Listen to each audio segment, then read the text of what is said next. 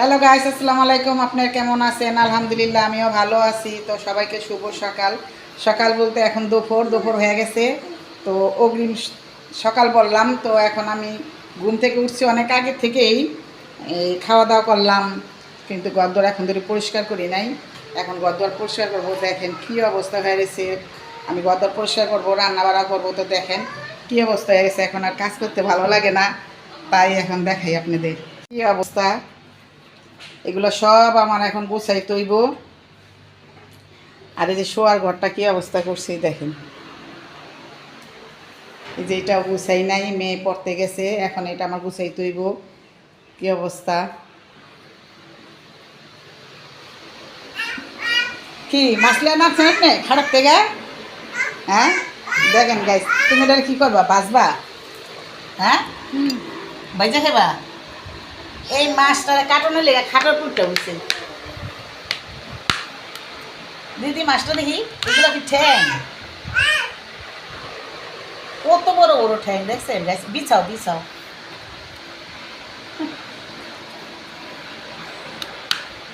কাটো। দেখেন ঘর দুয়ার সব আমার গুছাইতে হইব। মেহমান আইসা বইসা রয়েছে সকাল সকাল। আর ওই যে একজন আছে কুটনি ননদিনী, এই ননদিনীটা সারাদিনই জ্বালায়। কুটনি একটা ছোট একটা ননদ পাইছি।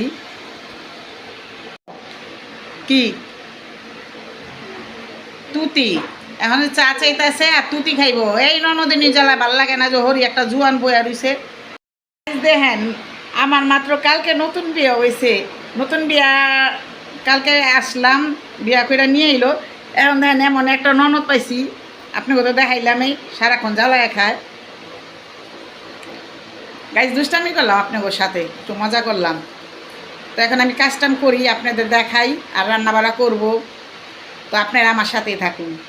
কি করে অবস্থা? হ্যাঁ রাজরানী, হ্যাঁ বিছনা মতনি। আর কইেন না, কার মাত্র আমার বিয়া করে আনছে, আয়া দিহি এমন একটা দরজাল ননদ। এই ননদি, এ ননদিনী, এই ননদিনী 100 বার ঘরের থেকে বাইর করে আর দুয়ার থেকে বাইর করে।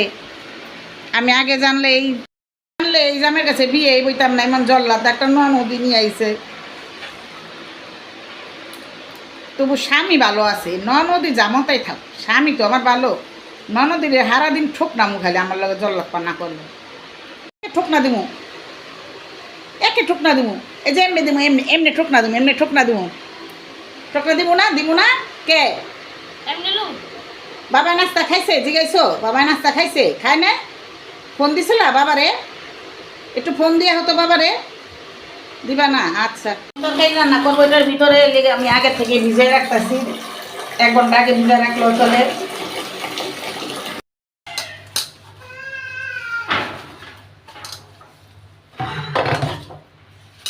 আমি সবসময় রাত্রেবেলা সব কাজ কাম করে থুয়ে দিই, দিনের বেলা করি না। সকালে ঝাড়ু টাড়ু দিয়েই করি, আর রাত্রের বেলা ধোয়া পোষা করে থুয়ে দিই, পরিষ্কার করি।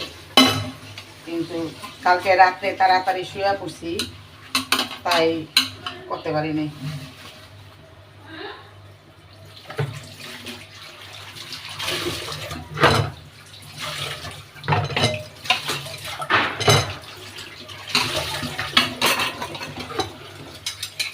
এই পাকঘরের ইটাতে ফ্যামিলিটা ছোট হয়ে গেছে, কাম করতে কষ্ট হয়ে যায়, অসুবিধা হয়ে যায়।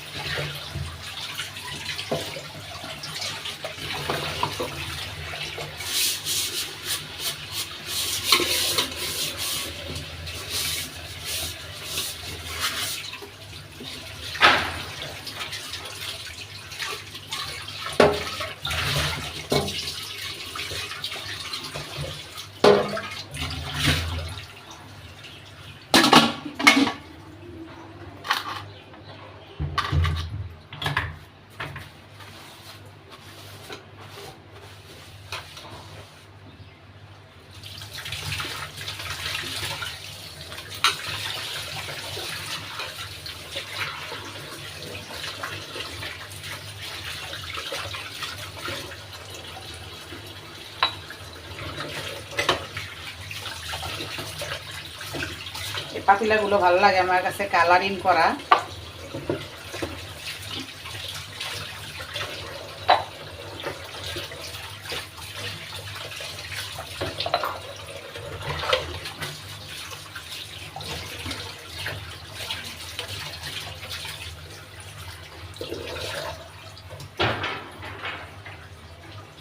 তো আমার এখন এগুলো সব ধোয়া হয়ে গেছে।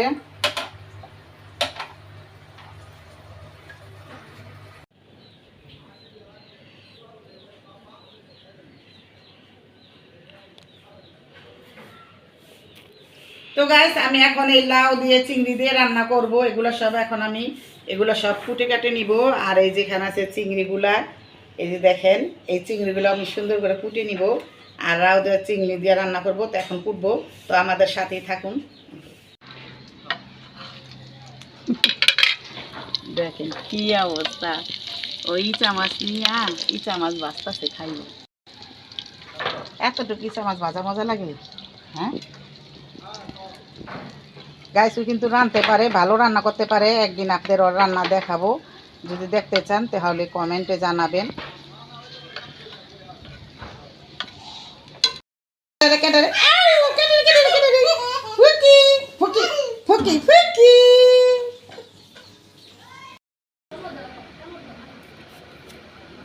লাউটা অনেক কচি,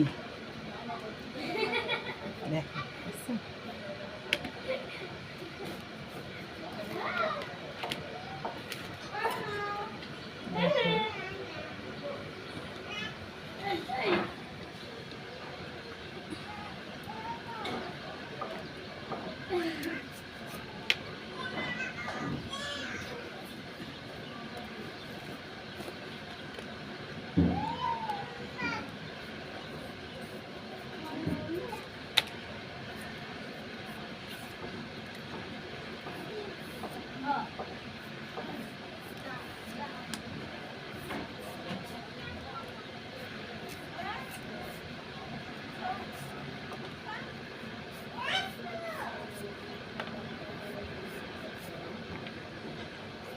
দিয়েছে আদারের থেকে গো আদতে যাবো আদার দাও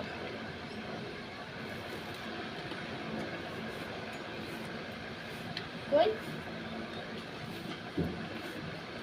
তো যেভাবে করে কুটে নিব সবগুলো আমি লাউ।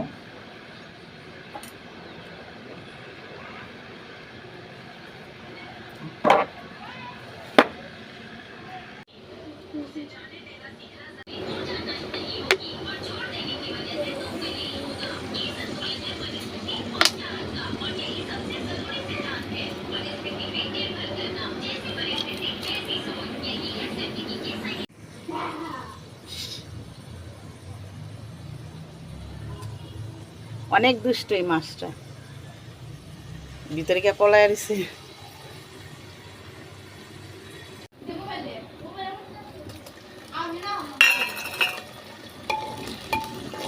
ইচ্ছা মাছগুলো পেঁয়াজের সাথে ভাইজা নিব।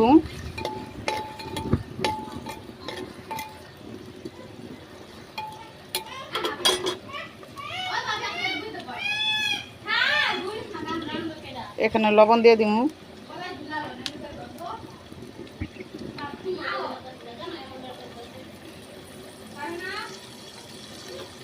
একটু হলুদের গুঁড়া দিয়ে দিলাম,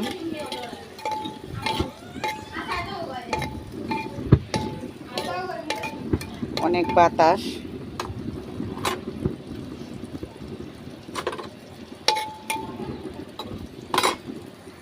তো আমার চিংড়ি মাছটাই করা হয়ে গেছে। আমি আর একটুখানি সামান্য হলুদ দিব।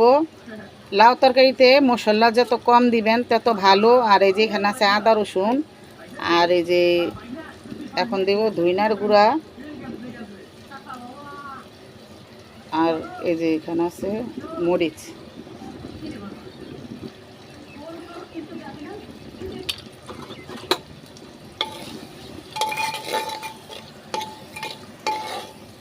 তো আমি এখন মশলাটা ভালো করে কষায় নিব। এখন কষানো হয়ে গেছে, এখন আমি লাউগুলো দিয়ে দিব এখানে।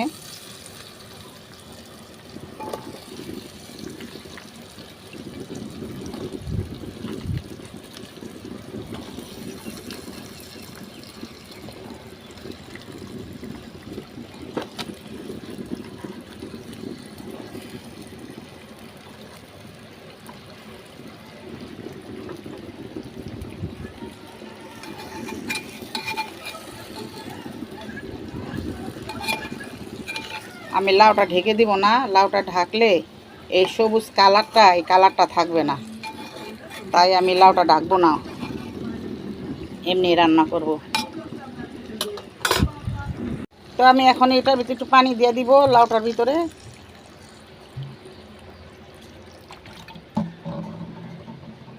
আর একটু লবণ দিয়ে দিব পরিমাণ মতন। এই যে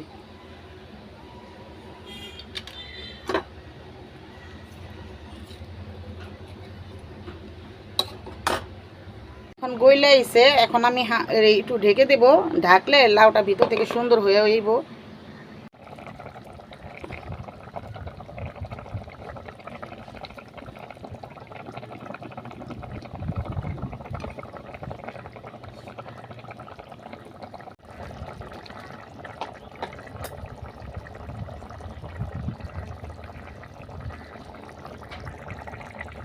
এই যে আমার লাউ তরকারিটা হয়ে গেছে, তো কিরকম হয়েছে কমেন্টে জানাবা। লাউ চিংড়ি তো দেখো খুব সুন্দর হয়েছে।